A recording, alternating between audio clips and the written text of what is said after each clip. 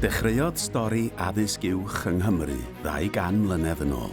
Dechreuodd gyda gweledigaeth a'r wybodaeth na allai Cymru ffynnu heb addysgu ei phobl a chreu sefydliad ffurfiol i wasanaethu Cymru. Cyflawnodd Thomas Burgess, esgob tŷ Ddewi ar y pryd, yr hyn yr oedd eraill wedi ceisio ei wneud ers canrifoedd cyn hynny, i sylfaenu'r sefydliad addysg uwch cyntaf yng Nghymru, gyda llawer yn cyfrannu at y costau, gan gynnwys brenin siôr pedwerydd. Gosodwyd carreg sylfaen Coleg Dewi Sant Llambedr Pont Steffan ar y 12fed o Awst 1822, sef pen blwydd y brenin. Croesawyd y myfyrwyr cyntaf ar ddydd Gwyl Dewi 1827, a derbyniodd ei siarter brenhinol yn 1828. Dyma sefydliad dyfarnu graddau hynaf Cymru. Ac felly, dechreuodd y stori.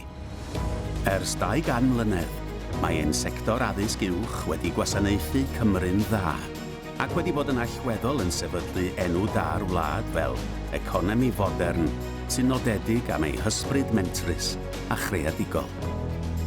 Fel angorau a stiwardiaid economaidd a diwylliannol eu cymunedau, mae prifysgolion wedi helpu i ffurfio'r genedl, gan wella cyfleoedd bywyd unigolion, manteisio ar wybodaeth, creu cyfleoedd ac ymateb i anghenion cymdeithasol ac economaidd yr oes.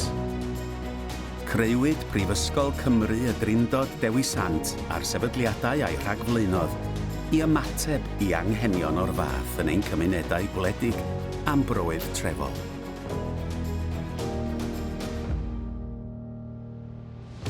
Mae ganddi hanes nodedig. Sefydlwyd y Coleg Hyfforddi Athrawon cyntaf yng Nghymru yng Caerfyrddin yn 1848. Sefydlwyd y Coleg Celf cyntaf yn Abertawe yn 1853. Sefydlwyd y Coleg Hyfforddi Athrawon cyntaf i fenywod yn Abertawe yn 1872.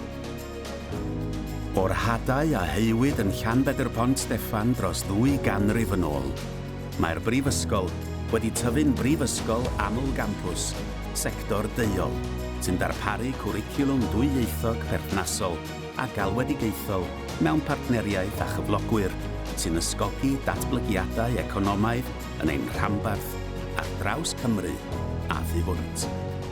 Gyda champysau ar draws de a chanolbarth Cymru, ac a throfa ar gyfer dysgu dinesig yn cefnogi dysgu gydol oes yn y Deyrnas Unedig, mae'r Brifysgol yn adnabyddus am ddysgu cymhwysol a hyfforddiant sgiliau sy'n cefnogi arloesedd, mentergarwch, creadigrwydd ac ymrwymiad i gynaladwyedd.